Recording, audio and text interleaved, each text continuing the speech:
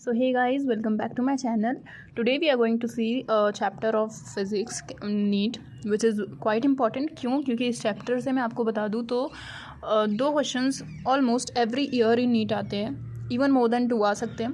ये बहुत inter related chapter होने वाला है. It relates to the chemistry part also. तो हमें एक बार कहीं ना कहीं से अच्छे से पढ़ना चाहिए इसको, एंड छोड़ना तो बिल्कुल भी नहीं चाहिए, छोड़कर कभी नहीं जाना चाहिए इन नीट एग्ज़ाम. वाई? बिकॉज इससे आपके केमिस्ट्री के टॉपिक्स भी वीक होंगे. अगर स्ट्रांग हो गए तो केमिस्ट्री के भी स्ट्रांग हो जाते हैं ऑटोमेटिकली. एंड ऑल्सो ये सिर्फ फॉर्मूला बेस्ड चैप्टर है. आपको कुछ नहीं करना ज़्यादा, बस एक फोटो इलेक्ट्रिक इफेक्ट का कंसेप्ट समझना है. That's it. And just formulas are there. वो सिर्फ आपको keep on revising you have to do, and also practise as many question as possible. Because इसमें क्वेश्चन घुमा करके पूछे जा सकते हैं. फॉर्मूला बेस्ड है although, right?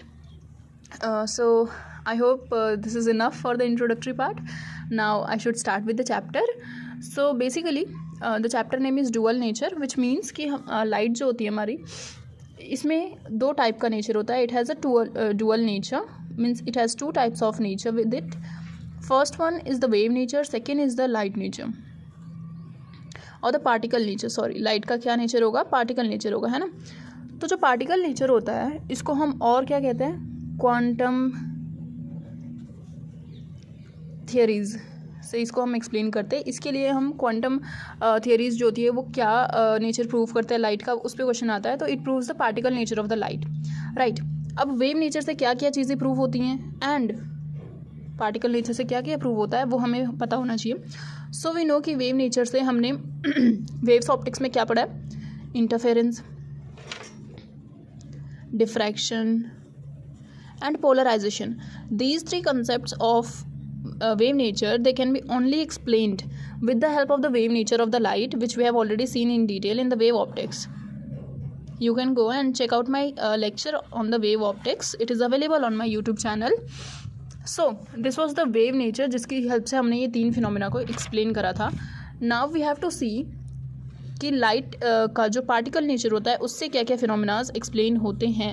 So very first one is the photo electric effect.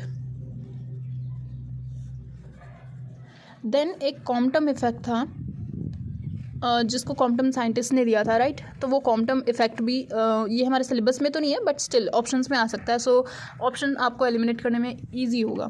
तो quantum effect भी पार्टिकल नेचर के थ्रू ही एक्सप्लेन हो पाता है. And also one more phenomena is there, that is Stark phenomena, which was given by Stark scientist, right. तो ये भी सिर्फ हम पार्टिकल नेचर ऑफ लाइट से ही एक्सप्लेन कर सकते हैं. And the last but not the least is black body radiation. Black body radiation जो होती है इसको अपन लाइट के पार्टिकल नेचर से ही एक्सप्लेन कर पाते हैं, राइट. सो ये था basic of the chapter. Now we have to move on कि फोटो इलेक्ट्रिक इफेक्ट होता क्या है. Basically in this chapter we are going to deal with photo electric effect, right. तो फोटो इलेक्ट्रिक इफेक्ट होता क्या है? तो this is a process in which electron का एमिशन होता है. अब इलेक्ट्रॉन के एमिशंस होने के बहुत सारे प्रोसेसेस होते हैं, बहुत सारे मेथड्स होते हैं. So we are going to have a look कि क्या क्या मेथड्स हैं जिनकी हेल्प से हम इलेक्ट्रॉन को एमिट करवा सकते हैं from a given metallic surface. जैसे कि ये अपना मेटालिक सर्फेस है, मान लो this is a metal, and here हम एक सोर्स है जिससे हमने एक पर्टिकुलर फ्रीक्वेंसी की लाइट इस पे इंसिडेंट करवाई. And then there is the ejection of electron, क्योंकि इस जो भी हमने लाइट इंसिडेंट करवाई उसको उसकी एनर्जी ऑब्जॉर्ब करके यहाँ जो सरफेस के इलेक्ट्रॉन्स थे उन्होंने क्या किया? एनर्जी ऑब्जॉर्ब की. साइड वाले इलेक्ट्रॉन से अपने बॉन्ड्स जितने भी थे, जो भी इलेक्ट्रोस्टैटिक इंटरैक्शंस थे, उनको ब्रेक करा. And then finally they moved out. But ये बॉन्ड्स ब्रेक करने के लिए हमें इतनी एनर्जी तो देनी नहीं चाहिए ताकि ये आपस में इंटरेक्शंस को ओवरकम कर सके एंड फाइनली बाहर आ सके, राइट. इसीलिए हम कहते हैं कि फोटो इलेक्ट्रिक इफेक्ट में हमें एक मिनिमम फ्रिक्वेंसी होती है, उसके ऊपर ही देना पड़ता है. क्या फ्रिक्वेंसी देना पड़ता है, या तो एनर्जी इंसिडेंट करवानी पड़ती है, right. That is fixed for every kind of material. So we have to see कि इलेक्ट्रॉनिक एमिशंस किन किन मेथड से हो सकते हैं, जिसमें से एक मेथड हमारा फोटो इलेक्ट्रिक इफेक्ट भी होगा, एंड उसको हम बहुत ज़्यादा डिटेल में करेंगे.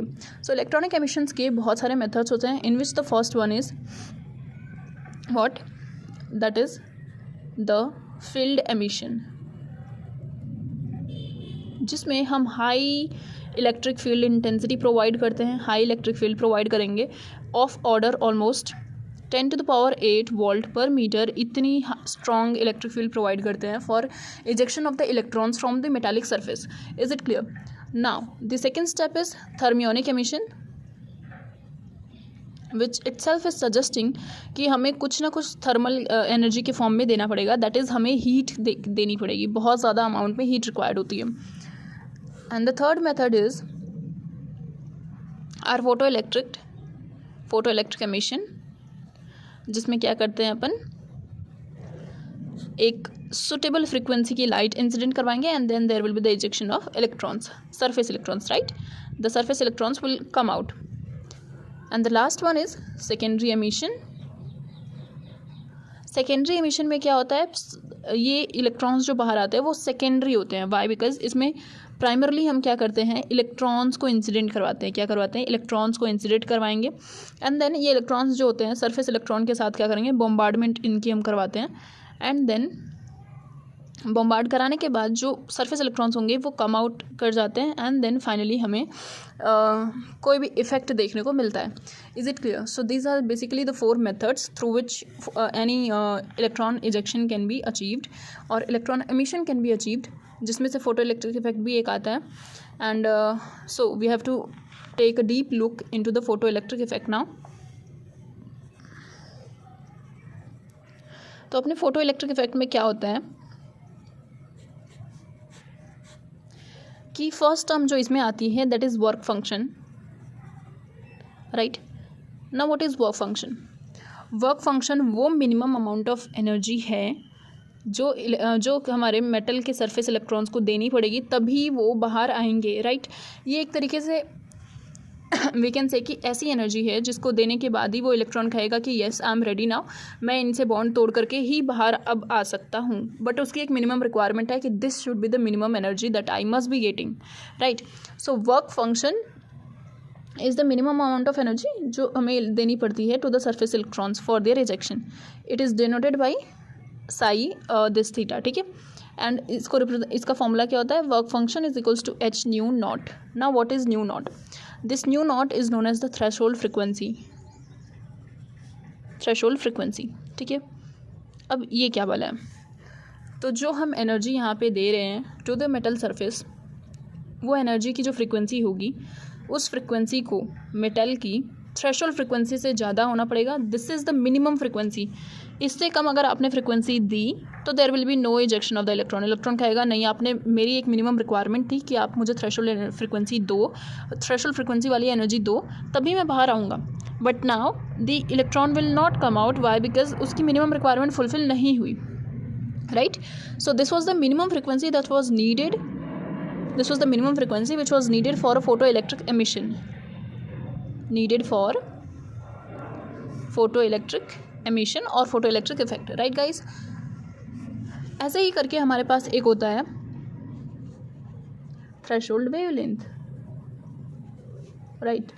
Now threshold wavelength जो होता है वो threshold frequency के just opposite होता है. ये maximum amount of wavelength होगी जिसको आपको देना ही पड़ेगा. maximum amount of wavelength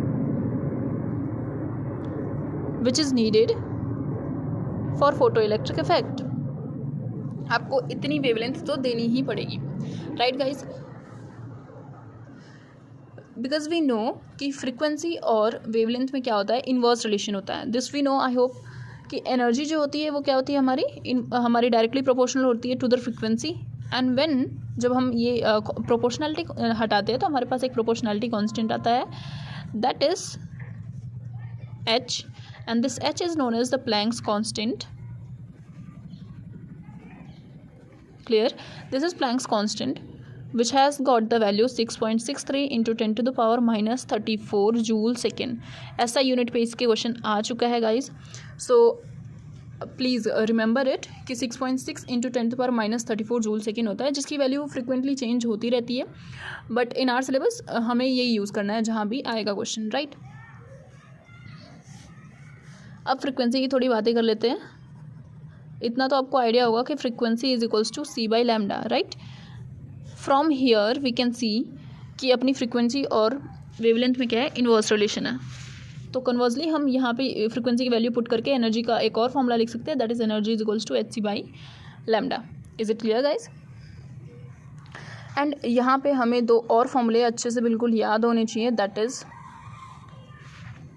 कि अगर हमें एनर्जी किस में निकालनी है, इलेक्ट्रोवोल्ट में, तो Hc की वैल्यू आप instead of putting 6.6 into 10⁻34 into 3 into 10⁸ upon lambda, आप इसको डायरेक्टली पुट कर सकते हो यहाँ पे क्या 1240 अपॉन लैम्डा, राइट। यहाँ से आपको लैम्डा मिल जाएगा and energy will be given in electronvolt. But ये लैम्डा की यूनिट भी याद रखनी है कि आपको लैम्डा इन नैनोमीटर्स मिलेगा। If you have to find out lambda in terms of angstrom, तो आपको क्या करना पड़ेगा, लैम्डा इंटू दिस, एक ज़ीरो इसमें और इंक्रीज करना पड़ेगा, right guys.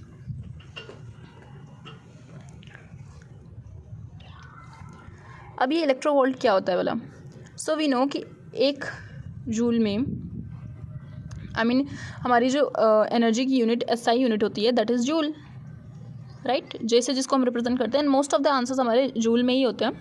So 1 electronvolt is basically equals to 1.6 into 10⁻⁻19 joules. Is it clear. अगर सपोज आपको वेव फंक्शन दे रखा है एज 2 इलेक्ट्रोवोल्ट, तो आपको क्या करना है, 2 इंटू 1.6 इंटू 10⁻⁻19, जिसकी वजह से आपका आंसर क्या आ जाएगा, अब जूल्स में आ जाएगा, राइट। तो ये बहुत बेसिक सा पार्ट था एंड ये कन्वर्जन्स काफ़ी यूज़ होते हैं इन दिस चैप्टर, बिकॉज आपको फ्रिक्वेंट गिवन होगा इलेक्ट्रोवोल्ट में, बट ऑप्शंस में हमें जूल्स में डाटा दिए रहते हैं, राइट। तो ये अपने को आना चाहिए। अब हम क्या देखते हैं, फोटो इलेक्ट्रिक इफेक्ट के लिए जो सेटअप था वो कैसा था, राइट। तो बेसिकली फोटो इलेक्ट्रिक इफेक्ट का सेटअप किसने दिया था, it was given by experimental proof, इसका किसने दिया था, आइंस्टीन ने किया था। हर्ट्ज ने सिर्फ हमें क्या बताया था कि यहाँ से कुछ एमिशन होगा, बट उसकी एक्सप्लेनेशन हमारे पास आइंस्टीन ने दी थी, ठीक है। तो आइंस्टीन का फोटो इलेक्ट्रिक इफेक्ट का सेटअप हम देख लेते हैं क्या होता है। सो बेसिकली हम क्या लेंगे, एक वैक्यूम लेंगे जिसमें लाइट को एंटर करने के लिए एक ओपनिंग होगी एंड यहाँ पे एक दो प्लेट्स हमने लगाए हैं which will be further connected to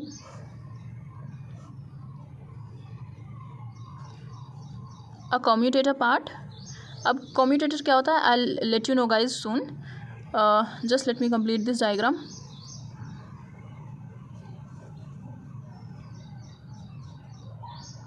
so yes, this is our commutator.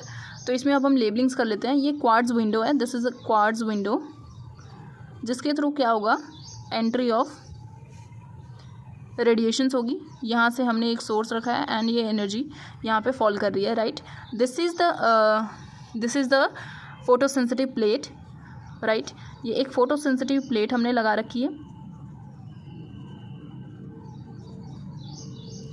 And this entire part is vacuum and ये यहाँ पे हमने क्या कनेक्ट किया है, कम्यूटेटर कनेक्ट किया है, कम्यूटेटर। अभी इसका रोल आपको समझ आएगा, जस्ट इसका फंक्शन मैं यहाँ पे मेंशन कर देती हूँ।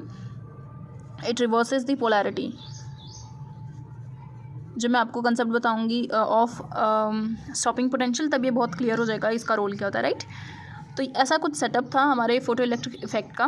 तो इसमें प्रोसेस क्या हो रहा था कि यहाँ पे एनर्जी का सोर्स था, right, this was the source, और यहाँ से जो भी एनर्जी आ रही थी, इंसिडेंट हो रही थी यहाँ पे on the photo sensitive plate, तो यहाँ से क्या हो रहा था, कुछ इलेक्ट्रॉन्स जो थे, सरफेस इलेक्ट्रॉन्स, वो एनर्जी अब्जॉर्ब कर करके बाहर जंप कर जा रहे थे, राइट। एंड ऐसे करके वो मूव कर रहे थे टुवर्ड्स दिस प्लेट, राइट।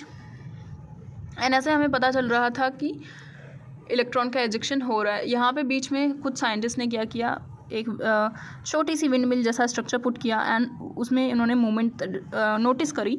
ये पता चला कि जो भी पार्टिकल्स मूव कर रहे हैं उनके पास स्पेसिफिक मास है एंड देयरफॉर, बट ये डिफ्लेक्ट नहीं होते इलेक्ट्रिक और मैग्नेटिक फील्ड की प्रेजेंस में, राइट।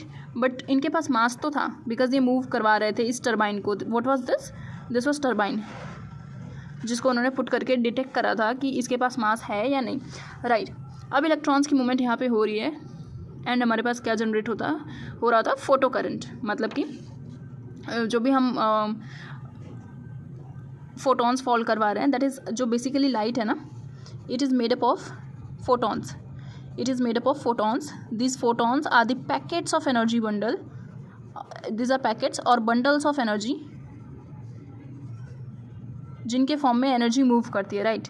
एच न्यू के पैकेट्स में ये मूव करती है एनर्जी। तो जब फोटॉन्स फॉल हो रहे थे तो इलेक्ट्रॉन्स यहाँ पे इजेक्ट हो रहे थे। बट एक स्टॉपिंग पोटेंशियल का कंसेप्ट आता है कि अगर गैस कि हमें क्या करना है, इसको इलेक्ट्रॉन के एमिशंस को प्रिवेंट करना है, तो हमें कितना नेगेटिव पोटेंशियल देना पड़ेगा in order to stop this movement of electron, उसको हम क्या कहते हैं, स्टॉपिंग पोटेंशियल। तो वो पोटेंशियल डेफिनेटली नेगेटिव डायरेक्शन में हमें देना पड़ेगा, इसीलिए हम इसको स्टॉपिंग पोटेंशियल या तो रिटार्डिंग पोटेंशियल कहते हैं, राइट। स्टॉपिंग पोटेंशियल और retarding potential. This potential is negative and the minimum this is the minimum potential which has to be applied in order to reverse the direction of electron, which has to be applied to reverse the flow of electrons, right। Flow of electrons को reverse करने के लिए हमें ये potential देनी पड़ती है। वो हम करते हैं किसकी हेल्प से, कम्यूटेटर की हेल्प से, राइट। हम क्या करते हैं, पोलैरिटी को रिवर्स कर देते हैं एंड इसकी वजह से इलेक्ट्रॉन्स का फ्लो आगे आने से रुक जाता है, राइट। एंड इससे हम अचीव करते हैं हमारे स्टॉपिंग पोटेंशियल को। यहाँ पे हम पीछे एक फ़ोटो सेंसिटिव सा मटेरियल लगा देते हैं, जिससे हमें पता चलता है यहाँ पे जब स्ट्राइक होता है ये फोटो इलेक्ट्रॉन, तो हमें पता चलता है कि yes there is something which is coming to this part, right, travel होकर के। तो ये सोर्स ऑफ लाइट जो है ना, दिस सोर्स ऑफ लाइट, अगर इसकी डिस्टेंस हम इंक्रीज़ करेंगे, इसकी डिस्टेंस हमने इंक्रीज़ कर दी, मान लो हमने सोर्स ऑफ लाइट को दूर रख दिया, तो अब कॉमन सेंस की बात है कि वो जो भी एनर्जी है वो अब मतलब जो भी नंबर ऑफ फोटॉन्स आ रहे हैं उनको आने में दिक्कत होगी अब, तो उतना ज़्यादा हमको यहाँ पे क्या नहीं देखने को मिलेगा, करंट फ्लो नहीं देखने को मिलेगा इन दिस सर्किट, राइट। मतलब फोटो करंट उतना ही ज़्यादा स्लो डाउन हो जाएगा। सो डिस्टेंस जितना ज़्यादा हम इंक्रीज़ करते जाते हैं उतनी ज़्यादा ही हमारी इंटेंसिटी जो होती है, intensity of the photo current, वो कम होती जाती है। मतलब इनके बीच में इन्वर्स रिलेशन होता है and intensity is basically inversely related to the distance का स्क्वायर, राइट। अगर आप डिस्टेंस को 1 मीटर की जगह 2 मीटर कर दोगे तो इंटेंसिटी 1/4 हो जाती है। मतलब intensity of this photo current decreases. Is it clear? So यहाँ से हम एक ग्राफ बना सकते हैं, दैट इज़ हमारा जो फोटो करंट होता है वो इंटेंसिटी पे कैसे डिपेंड करता है, डायरेक्टली डिपेंड करता है। अगर आप जितने ज़्यादा नंबर ऑफ फोटॉन्स यहाँ से फॉल करवाओगे उतने ही ज़्यादा हमारा इलेक्ट्रॉन्स यहाँ पे मूव करेंगे एंड देयरफॉर उतना ही ज़्यादा फ्लो ऑफ करंट होगा, दैट इज़ उतना ज़्यादा हमारा फोटो करंट जनरेट होता है। So there is linear relationship between the intensity and the photo current. What is this relationship called as linear relationship. Is it clear? But after a particular time जब intensity बिल्कुल saturate हो जाती है, that is अब आप ज़्यादा change नहीं ला रहे हो, तो फोटो करंट भी यहाँ पे आकर के सैचुरेट हो जाता है। वो कंडीशंस भी यहाँ पे एग्जिस्ट करती हैं। Is it clear? Now we have to see few of the graphs जो बहुत ज़्यादा इंपॉर्टेंट है in this chapter, because graphs and formulas that's it is there in this chapter, right. तो फर्स्ट ग्राफ हमने देख लिया कि अपना इंटेंसिटी अगर हम बढ़ाते हैं तो हमें हमारा फोटो करंट जो होता है वो इंक्रीज्ड मिलता है, राइट। फोटो करंट लीनियरली उसके साथ इंक्रीज करेगा। And the second graph that we are going to see is that is अगर फ्रिक्वेंसी सेम है तो हमारे पास जो स्टॉपिंग पोटेंशियल होता है, यहाँ पे एक्स एक्सिस पे हमने क्या प्लॉट किया है, दिस स्टॉपिंग पोटेंशियल, और यू कैन से पोटेंशियल हमने यहाँ पे बेसिकली प्लॉट किया है, the potential of collector plate, right. Collector plate कौन सी है, जो हमारे पास राइट हैंड साइड पे प्रेजेंट थी। This plate is known as the collector plate. यहाँ पे क्योंकि इलेक्ट्रॉन्स आकर कलेक्ट हो रहे हैं, है ना, so this is the collector plate. तो यहाँ पे ग्राफ में क्या होगा, फ्रीक्वेंसी सेम है तो यहाँ पे नेगेटिव में हमें स्टॉपिंग पोटेंशियल हमेशा देनी पड़ती है। तो यहाँ से हम शुरू करेंगे अपनी कहानी। सेम फ्रीक्वेंसी है और ये रहा हमारा graph. Is it clear guys? And this is the photo current जिसको मैं IP से रिप्रेजेंट करूँगी अब आगे, है ना। तो सेम फ्रीक्वेंसी थी इसलिए स्टॉपिंग पोटेंशियल सेम है। अभी मैं आपको बताऊंगी कि इंटेंसिटी और फोटो करंट का डायरेक्ट रिलेशन होता है, but there is no relation of intensity with the frequency, right. अब यहाँ पे स्टॉपिंग पोटेंशियल और फ्रीक्वेंसी का डायरेक्ट रिलेशन होता है। अगर फ्रीक्वेंसी फिक्स्ड है तो स्टॉपिंग पोटेंशियल भी फिक्स्ड होगा, ठीक है। बट यहाँ पे फोटो करंट वेरी कर सकता है क्योंकि इंटेंसिटी वेरी कर सकती है, राइट। ये हम लगा रहे हैं यहाँ पे क्या, अपना स्टॉपिंग पोटेंशियल, राइट। यहाँ पे इंटेंसिटी फर्स्ट है of the photo current, this is third, and यहाँ पे हमें दिख सकता है कि intensity of the first one is greater than the second and third, right, because photo current जिसमें ज़्यादा होता है उसी की तो इंटेंसिटी ज़्यादा होती है। Is it clear guys? अब नेक्स्ट केस लेते हैं which is the reverse of this, that is different frequency. अगर आप फ्रिक्वेंसी को डिफरेंट रखोगे तो यहाँ पे अगेन हमने पोटेंशियल प्लॉट करा है, here will be our stopping potential, frequencies different है तो स्टॉपिंग पोटेंशियल भी अपनी डेफिनेटली डिफरेंट होगी। तो ये रहा अपना फर्स्ट का graph, right, and this is the second and this is the third source का ग्राफ। ये स्टॉपिंग पोटेंशियल थर्ड है, this is the second one, this is the first one. So here you can see कि जो हमारे पास stopping potential third है that is greater than the second one which is greater than the first one, right. इसका मतलब क्या है कि stopping potential जिस वाले सोर्स का ज़्यादा है उसकी फ्रिक्वेंसी भी ज़्यादा है, and also the stopping potential is directly proportional to the frequency, stopping potential is directly proportional to the frequency of the source. तो यहाँ पे फ्रिक्वेंसी 3 है, यहाँ पे 2 है, यहाँ पे फर्स्ट है, राइट। एंड हमारे पास फोटो करंट जो है वो बिल्कुल एक ही टाइम पे सैचुरेट हो रहा है, वाई, बिकॉज फ्रिक्वेंसी पे फोटो करंट बिल्कुल डिपेंड नहीं करता है, that solely depends upon the intensity जो आप प्रोवाइड कर रहे होते हो ड्यूरिंग दैट एक्सपेरिमेंट। सो यहाँ से हम कंक्लूजन क्या ड्रॉ कर सकते हैं, यहाँ पे एक और ग्राफ बचा है विच आई विल ड्रॉ अगेन वापस से आकर के, ठीक है, एक कंसेप्ट बता करके आपको। तो कंक्लूजन्स जो हम ड्रॉ कर सकते हैं from the photo electric effect are, conclusions from photo electric effect is, right, the first point कि आप जितनी ज़्यादा इंटेंसिटी बढ़ाओगे उतनी ज़्यादा क्या होती है, फोटो करंट बढ़ती है। More the intensity more is the photo current, right guys. Second,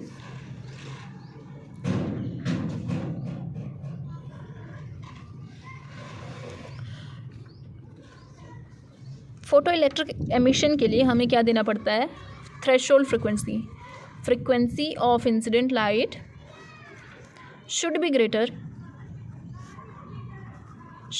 greater than the threshold frequency. ये तो हमारी मिनिमम रिक्वायरमेंट है ना, should be greater than the threshold frequency, right. Frequency जो इंसिडेंट है उसको न्यू से चलो रिप्रेजेंट कर देते हैं, न्यू ज़्यादा होना चाहिए from nu naught. The third conclusion that we can draw is photo electric effect जो होता है ये बहुत ही ज़्यादा फास्ट स्टेप होता है, इंस्टेंटेनियस प्रोसेस होता है, means it is very quick process, और इसको सिर्फ नैनो सेकेंड्स लगते हैं, nano seconds guys, means you can think, मतलब एनर्जी हमने डाली नहीं कि एमिशन हो गया, बट एनर्जी जो होनी चाहिए वो should be greater than the threshold energy होनी चाहिए। Is it clear? Nano seconds मतलब 10⁻⁹ सेकेंड्स से भी कम टाइम इसको लगता है to cause the emission of electrons, अगर आपने सुटेबल अमाउंट ऑफ फ्रिक्वेंसी की लाइट इंसिडेंट करवाई है तो। सो या these were few conclusions from photo electric effect, and also photo electric effect से हमारे पास particle nature of the light also prove हो गया, राइट। अब अपने को क्या देखना है, आइंस्टीन की equation, Einstein's photo electric effect equation, जो बहुत ज़्यादा यूज़ होने वाली है इन दिस चैप्टर, राइट। तो ये इक्वेशन क्या थी, उन्होंने बेसिकली ये बताया कि आप जो एनर्जी इंसिडेंट करवा रहे हो, दैट एनर्जी, लेट सपोज कि हमने ई एनर्जी ऑफ लाइट को क्या करवाया, इंसिडेंट करवाया ऑन द मेटल सरफेस, जिसने इलेक्ट्रॉन का एमिशन कॉज करा, राइट। और इस मेटल सरफेस का अपना खुद एक पर्टिकुलर थ्रेशोल्ड वैल्यू थी, जिससे ज़्यादा ही हमने फ्रिक्वेंसी वाली अपनी लाइट इंसिडेंट करवाई है, राइट। तो ये एनर्जी से पहला तो थ्रेशोल्ड जो रिक्वायरमेंट है वो ओवरकम हुआ, एंड ऑल्सो जो इलेक्ट्रॉन्स बाहर आ रहे हैं इनके पास एक काइनेटिक एनर्जी भी है, राइट। काइनेटिक एनर्जी है तभी तो ये बाहर आकर के फ्लो कर पा रहे हैं, therefore there is the photo electric current that we are getting, right. तो इनके पास काइनेटिक एनर्जी भी आ रही है, तो ये एनर्जी जो हमने दी है it is used to overcome the threshold energy, and along with that it gives the maximum kinetic energy, क्योंकि सरफेस इलेक्ट्रॉन का क्या होता है, यहाँ पे इजेक्शन होता है, तो सरफेस इलेक्ट्रॉन्स को सबसे कम बॉन्ड्स ब्रेक करने में एनर्जी लगती है, एंड देयरफॉर हमें जो काइनेटिक एनर्जी मिलती है वो मैक्सिमम मिलती है, राइट। सपोज आपको मैं एग्जांपल दूं, अगर मैंने 10 इलेक्ट्रोवोल्ट का क्या किया, एनर्जी इंसिडेंट करवाया, और जो मेटेलिक सरफेस है इसकी थ्रेशोल्ड वैल्यू थी 10 electronvolt. So you tell me कि यहाँ पे कोई फोटो इलेक्ट्रिक इफेक्ट होगा क्या? No, there will be no photo electric effect going on over here, because यहाँ पे इलेक्ट्रॉन्स सरफेस पे ही जस्ट आ जाएंगे, but there will be no kinetic energy will be zero. But suppose if मैंने 10 electronvolt की एनर्जी की जगह अब 12 कर दिया, राइट, एंड थ्रेशोल्ड वैल्यू वही सेम है of this metallic surface, that is 10 electronvolt. तो अब क्या होने वाला है कि 10 तो यहाँ पे कंज्यूम हो जाएगा to overcome this threshold energy, and उसके बाद जो 2 बचा उसको काइनेटिक एनर्जी के फॉर्म में लेकर के अपना इलेक्ट्रॉन बाहर चला जाएगा, एंड हमारा हैप्पी इलेक्ट्रॉन कहलाएगा अब वो, है ना. ही विल बी हैप्पी कि मुझे थोड़ी काइनेटिक एनर्जी भी तो मिली अब, राइट. पहले तो वो सरफेस पे जस्ट आ गया था and there was no kinetic energy with that photo electron.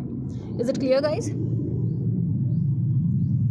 अब इस इक्वेशन को हम अलग अलग तरीक़ों से लिख सकते हैं. फर्स्ट वन इज़ दिस, जिसमें हम फ्रीक्वेंसी के टर्म्स में लिख सकते हैं, right. Next one is lambda के टर्म्स में.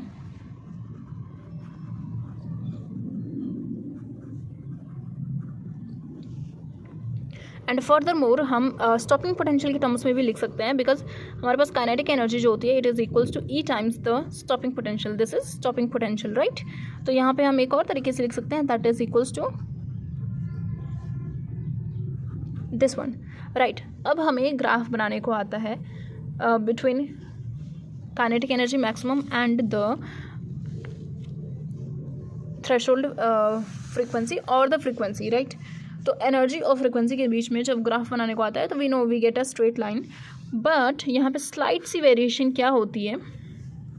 This is the kinetic energy, this is the frequency. तो इनिशियली जब हम कोई भी फ्रीक्वेंसी देते हैं तो काइनेटिक एनर्जी तो नहीं मिल जाती इलेक्ट्रॉन को. हम थोड़ी फ्रीक्वेंसी यहाँ 0 से शुरू करते हैं, चलो हर्ट्ज में आई हमारी फ्रीक्वेंसी, है ना.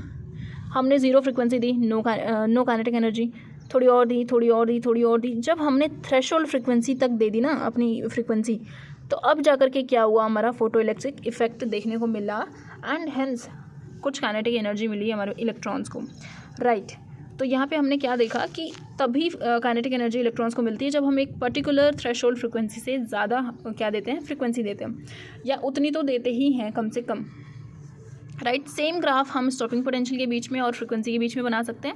यहाँ पे अगर मैं थोड़ी इक्वेशंस को इंटरचेंज करूँ एंड शिफ्ट करूँ तो I will be getting what,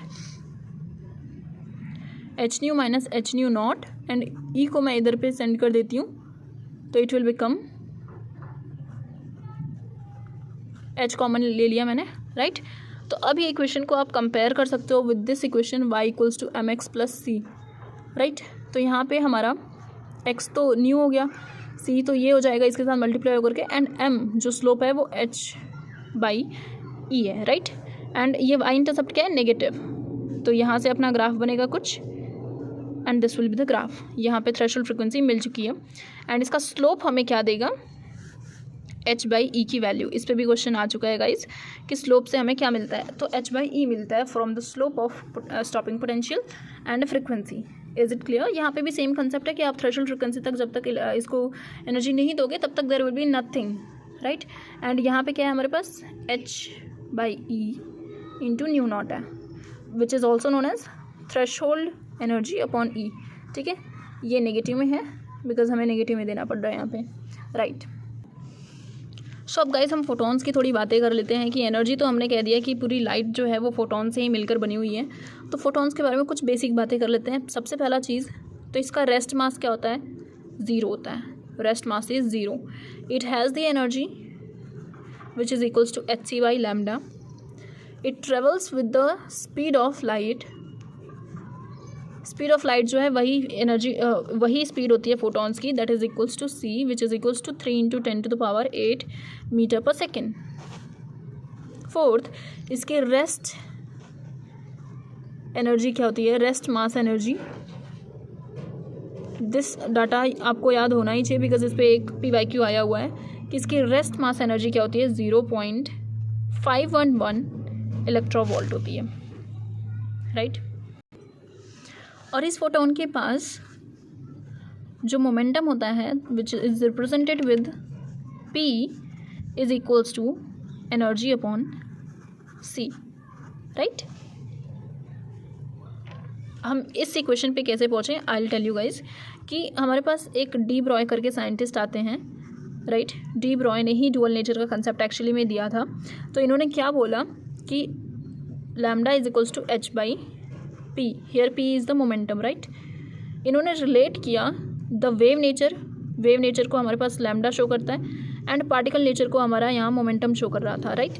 तो इन्होंने इसको आपस में रिलेट किया और ये बोला कि जो हमारा वेवलेंथ है वो इनवर्सली प्रोपोर्शनल होता है to the momentum and therefore हमारे पास ग्राफ भी पूछा जाता है कि मोमेंटम और वेवलेंथ में क्या ग्राफ होगा। सो ये होता है हमारे पास hyperbola, right. We get a hyperbolic graph क्योंकि इनके बीच में इनवर्स रिलेशन होता है। सो यहाँ से lambda is equals to h by p हम कह सकते हैं। And what is this energy, momentum को अगर हम यहाँ पे लिखें तो h बाई लैम्डा हो जाता है। Is it clear. अब लैम्डा की वैल्यू क्या होती है, अभी मैंने आपको फ्रिक्वेंसी का रिलेशन विद लैम्डा बताया था कि इनवर्स होता है, this one is the relation with us. तो यहाँ पे लैम्डा क्या हो जाता है, c बाई न्यू। अब यहाँ पे इसको पुट कर लेते हैं, h न्यू ऊपर चला जाएगा upon c। So you see guys यहाँ पे हमारे पास एनर्जी का ही फॉर्मूला आ गया, that is energy by c। तो momentum is equals to energy upon c। ऐसे आप एग्जाम में तो डिराइव नहीं कर पाओगे, उस टाइम क्या पता क्लिक करे आपको, बट आई रिकमेंड यू कि आप ये फॉर्मूला याद ही रखो। इस पर क्वेश्चन आ भी चुका है कि मोमेंटम और एनर्जी के बीच में रिलेशन जो है उसके ऊपर पे कि एनर्जी गिवन थी, आपको मोमेंटम फाइंड आउट करना था। ऑल्सो हैव टोल्ड यू कि जो फोटॉन्स होते हैं, photons they are neutral, they do not show any deflection, they do not show any deflection in the electric field or the magnetic field,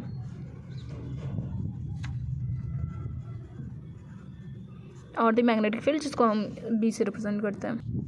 and in photoelectric effect there is one photon one electron interaction, जिसमें photons कुछ क्या हो सकते हैं, absorb भी हो सकते हैं, मे बी अब्जॉर्ब्ड और may be they may be created during collisions,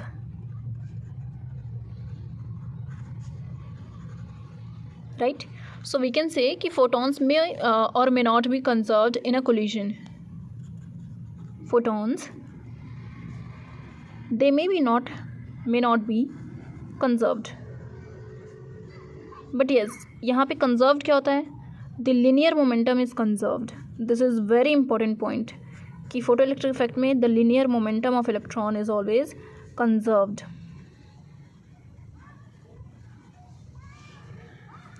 and also the moment and the energy conservation तो हर जगह ही होता है, राइट।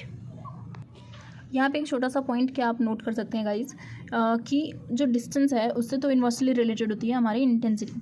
सो अगर हम क्या करें, ग्राफ प्लॉट करें इनके बीच में, तो क्या ओहो this is intensity and this is the distance, right. तो एज द डिस्टेंस इंक्रीजेज हमारी इंटेंसिटी क्या होती है, it keeps on decreasing. Therefore इनके बीच में आपस में जो ग्राफ हमें देखने को मिलता है that is also a hyperbolic graph, मतलब कि डिस्टेंस बढ़ती जा रही है एंड इंटेंसिटी अपनी कम होती जा रही है, right. So de Broglie equation से हमारे पास एक और रिलेशन आता है, that is 2 pi r is equals to n lambda. N यहाँ पे अब ऑर्बिट्स हो सकते हैं, राइट।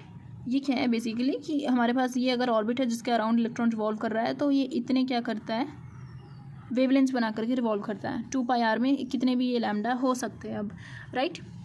तो lambda is equals to h upon p को हम फर्दर एक्सटेंड करते हैं, तो पी को हम एम वी भी लिख सकते हैं, मोमेंटम, राइट, विच में B also written as √2m के ई यहाँ पे क्या है, potential kinetic energy, very important, and also √2m E V यहाँ पे हमारे स्टॉपिंग पोटेंशियल है, राइट। अब हम इलेक्ट्रॉन्स के लिए, प्रोटॉन्स के लिए, ड्यूटेरॉन के लिए एंड अल्फा पार्टिकल के लिए अलग से लैम्डा की वैल्यू देख लेते हैं। तो for electron, right, for electron हम क्या कर देखेंगे कि lambda is equals to 150 upon V का अंडर रूट इन एंगस्ट्रॉन्ग्स। आपको यूनिट भी याद रखनी है कि एंगस्ट्रॉन्ग में आपके लैम्डा की वैल्यू आने वाली है, एंड यहाँ पे अंडर रूट में हमारे पास स्टॉपिंग पोटेंशियल रखना पड़ेगा हमें, जिसको हम फर्दर सॉल्व करेंगे तो 12.27 angstrom under root of V आ जाएगा। इस पर क्वेश्चन आया हुआ है, राइट। नेक्स्ट प्रोटॉन की बात करते हैं, तो यहाँ पे lambda is equals to 0.286 upon under root of V. Again ये एंगस्ट्रॉम में आंसर है हमारा। अल्फ़ा पार्टिकल की बात करते हैं, तो अल्फ़ा पार्टिकल के लिए lambda is equals to 0.101 upon under root में V angstrom. And now if you talk about deuteron, तो ड्यूटेरॉन क्या होता है, बेसिकली ये हमारे पास आइसोटोप होता है of hydrogen which is H12। तो ड्यूटेरॉन के लिए हमारे पास लैम्डा क्या हो जाता है 0.202, अल्फ़ा का जस्ट डबल हो जाता है एंगस्ट्रॉम, राइट। तो ये कुछ फॉर्मूले आपको टिप्स पे होने चाहिए। And also one more very important, जिस पे अगेन क्वेश्चन आया हुआ है, lambda is equals to H upon under root of 3mKBT। Now what is this, जब हमारे पास गैशियस मॉलिक्यूल्स की बात होने लग जाती है जैसे हीलियम, हाइड्रोजन के लिए, तो उनके लिए हमने क्या यूज़ करना है, ये इक्वेशन यूज़ करनी है। Kb here is Boltzmann constant, T is the temperature which we have to put in kelvins, right। And यहाँ पे एक और चीज़ यू शुड रिमेंबर कि हमारे पास टेम्परेचर के साथ क्या रिलेशन होता है लैम्डा का, इन्वर्स, एंड वो भी अंडर रूट में होता है, राइट। और कुछ छोटे छोटे टॉपिक्स हमारे बच रहे हैं, उनको जस्ट मैं आपको एक बार बता देती हूँ कि अगर चेंज इन मोमेंटम दिया हो आपको एंड चेंज इन वेवलेंथ पूछे, तो ये formula you can use where this is the change in momentum, right. इस पे 3-4 टाइम्स PYQ आया हुआ है, this is change in momentum, right. और क्या क्वेश्चन पूछा जाता है कि number of photons emitted per second कितने होंगे, राइट। इस पे भी क्वेश्चन पूछा जाता है। सो यहाँ पे हमने क्या करना होता है, पावर गिवन होगा, so we know power is the energy per unit time, right. अभी energy n number of photons के लिए n हो जाती है, so number of photons emitted per unit time अगर पूछा जाए, जिसको हम x मान लें अगर, तो it is equals to power upon energy अपनी, right. Energy has to be in joules and power in watts. Is it clear. इस पर भी बहुत बार क्वेश्चन आया हुआ है। And if these are few notes, अगर if wavelength is same for a electron and a photon, तो उनका क्या सेम होता है, लीनियर मोमेंटम। क्या सेम होता है, linear momentum, right guys. Because क्यों, lambda is equals to H/P, अगर लैम्डा सेम है तो P तो सेम होगा ही, है ना। और क्या क्वेश्चन पूछे जाते हैं कि अगर हम हमारे फोटो इलेक्ट्रिक के सेटअप में if we insert what, inert gas in place of vacuum, तो क्या होगा, इन प्लेस ऑफ वैक्यूम अगर हमने सेटअप ऑफ दैट, उसमें फोटो इलेक्ट्रिक के सेटअप में यहाँ पर हमने इनर्ट गैसेस फुलफिल कर दी, तो क्या होगा, आयनाइजेशन होगा, दैट इज़ इलेक्ट्रॉन का एजेक्शन और फास्ट हो जाएगा, there will be more ionisation of this gases which will lead to more photo current. और कुछ क्वेश्चंस पूछे जाते हैं जैसे कि हमारे काइनेटिक एनर्जी और इंटेंसिटी में क्या रिलेशन होता है। So I have already told you guys कि अगर इंटेंसिटी इंक्रीज़ होती है, राइट, इंटेंसिटी के इंक्रीज़ होने से सिर्फ और सिर्फ नंबर ऑफ फोटॉन्स इंक्रीज़ होते हैं, right. Number of electrons increase होंगे जिसकी वजह से फोटो इलेक्ट्रॉन्स, एंड उसकी वजह से इंक्रीज़ इन फोटो करंट होगा, right. But if you increase the kinetic energy there is no role of this intensity. तो यहाँ पर इनके बीच में एक स्ट्रेट लाइन ग्राफ बनता है विच शोज़ कि हमारी काइनेटिक एनर्जी जस्ट डिपेंड करती है on the frequency and it is independent of the intensity. आप इंटेंसिटी कितनी भी बढ़ाते जाओ, बट अगर आपने एक पर्टिकुलर फ्रिक्वेंसी नहीं दी, फ्रिक्वेंसी में कोई चेंज नहीं लाया, तो हमारी काइनेटिक एनर्जी चेंज नहीं होती है। Also guys one conceptual question पूछा जाता है कि हमारे पास ये 4 अलग अलग टाइप के क्या हैं, पार्टिकल्स हैं जिनकी सेम वेलोसिटी है, तो लैम्डा मैक्सिमम किसका होगा, राइट। सो वी नो कि लैम्डा जो होता है वो इन्वर्सली रिलेटेड होता है विद द मास। लैम्डा उसी का ज़्यादा होगा जिसका मास सबसे कम होगा। सो प्रोटॉन का मास तो m equals to 1.6 into 10⁻⁻27 kg होता है। अल्फ़ा पार्टिकल का 4m होता है, बहुत ज़्यादा है। जो न्यूट्रॉन्स का क्या होता है, ऑलमोस्ट सिमिलर सा यही होता है। बट बीटा पार्टिकल्स क्या होते हैं, दे आर एक्चुअली इलेक्ट्रॉन्स। तो इलेक्ट्रॉन का मास बहुत ही ज़्यादा कम होता है, दैट इज़ 9 इंटू 10⁻31 kg होता है, which is almost 1/1836 times the mass of proton. इतना छोटा होता है हमारा मास ऑफ इलेक्ट्रॉन, राइट। तो जितना छोटा मास उतनी ज़्यादा उसकी क्या होगी, वेवलेंथ। सो हमारा यहाँ पे राइट ऑप्शन क्या होगा, बीटा पार्टिकल्स। ऑल्सो एक सिमिलर सा क्वेश्चन पूछा जाता है with the help of this graph कि अगर ऐसे से एक मेटल ए है, एक मेटल बी है, तो किस मेटल की थ्रेशोल्ड एनर्जी ज़्यादा है, राइट। तो वी नो कि ये थ्रेशोल्ड फ्रिक्वेंसी होगा इनका, है ना। तो जिसका थ्रेशोल्ड फ्रिक्वेंसी ज़्यादा उसका हमारा थ्रेशोल्ड एनर्जी भी ज़्यादा होगा। सो थ्रेशोल्ड फ्रिक्वेंसी यहाँ पे आते हुए फ्रिक्वेंसी इस डायरेक्शन में इंक्रीज़ कर रही है, विच मीन्स कि इसकी थ्रेशोल्ड फ्रिक्वेंसी क्या है, बी की ज़्यादा है ए की थ्रेशोल्ड फ्रिक्वेंसी से, विच मीन्स कि हमारे पास मेटल बी जो है इसकी थ्रेशोल्ड वैल्यू ज़्यादा है, मतलब इसको ज़्यादा एनर्जी की रिक्वायरमेंट है, विच मीन्स कि फोटो इलेक्ट्रिक एमिशन इसमें क्या होगा, लेटर ऑन होगा, एंड पहले किस में हो जाएगा, ए में, क्योंकि उसकी एनर्जी बैरियर जो है वो कम है। तो ये जो वर्क फंक्शन है हमारे पास, ये किस पे डिपेंड करता है, it just and just depends upon कि मटेरियल आपने क्या लिया है। सपोज़ अगर आपने सीजियम लिया तो इसके पास मिनिमम वर्क फंक्शन होता है, मिनिमम वर्क फंक्शन मतलब ये बहुत ही कम वर्क फंक्शन इसको रिक्वायर्ड होगा। आपको सबसे फास्ट ये क्या शो कर सकता है, सबसे fast photo electric emission show कर सकता है। एंड इसके बाद क्या आता है, पोटेशियम आता है सेकेंड नंबर पे, राइट। इसका भी वर्क फंक्शन थोड़ा कम होता है बट सीजियम से थोड़ा ज़्यादा होता है, right. Energy is directly related to frequency and inversely related to the wavelength. Is it clear. तो अगर आपको λ1 एंड λ2 का रिलेशन पूछा जा रहा है एनर्जी दे करके, तो we can do just E2/E1 and हमारा आंसर आ जाएगा। अब एक हमारे पास सिर्फ छोटा सा पार्ट रह रहा है, that is the application of photo electric effect. So there is one application, just one application in our syllabus, that is the photo cell, जिस पे एक बार ही PYQ आया था। तो फोटो सेल बेसिकली होता है क्या है कि ये काउंट करता है कि कितनी बार हमारे लाइट की इंटेंसिटी जो है वो इंटरप्ट हो रही है। फोटो सेल बेसिकली यूज़ होता है in the burglar alarm,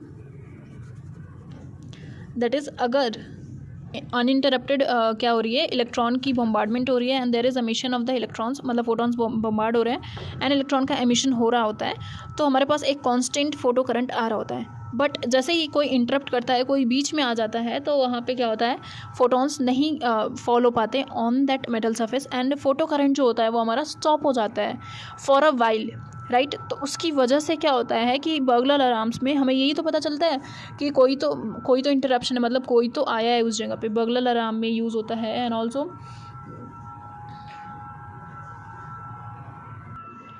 lux meter में यूज़ होता है एज अ लक्स मीटर, मतलब इंटेंसिटी मेजर करने के लिए, जितनी ज़्यादा फोटो करंट उतनी ज़्यादा इंटेंसिटी होगी, राइट। तो ये इंटेंसिटी भी मेजर करने के लिए यूज़ होता है and also it is used in the photography. Clear guys. तो ये छोटी सी एप्लीकेशन थी, that is photo cell, and इस पर क्वेश्चन क्या आया था मैं आपको बता देती हूँ। द क्वेश्चन वॉज कि अगर what is the application of this photo cell, that's it, यही इसका क्वेश्चन था। सो इसका एप्लीकेशन ये था कि ये क्या करता है, जो भी इंटेंसिटी हमारे एल्यूमिनेशन की होती है, मतलब लाइट फॉल होने की होती है, वो डायरेक्टली प्रोपोर्शनल होती है through the photo current that is developed, right. ये एप्लीकेशन था छोटा सा। एंड डेविसन जर्मन ने क्या किया था, एक्सपेरिमेंटली उन्होंने for the first time prove किया था the wave nature through experiment for the first time. ये एक्चुअली हमारे सिलेबस में है नहीं, राइट, बट स्टिल PYQ था, तो I am just giving you little bit of idea. Davisson Germer ने यही किया था एक्सपेरिमेंट, एंड इन्होंने जो यूज़ करा था वो था अपना 50 वोल्ट एंड 54, इन्होंने 50 डिग्री पर एक्सपेरिमेंट किया था एंड 54 वोल्ट पे इनको रिजल्ट्स मिले थे, right guys.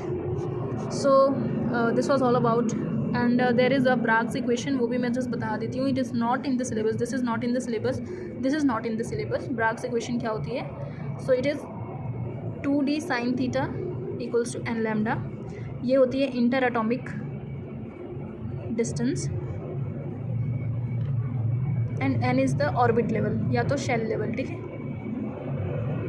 Yes, so this was all about the photoelectric chapter. I hope you guys did get some knowledge and even more than that, but I hope कि आपको short में ये chapter का अच्छे से रिवीजन हुआ होगा।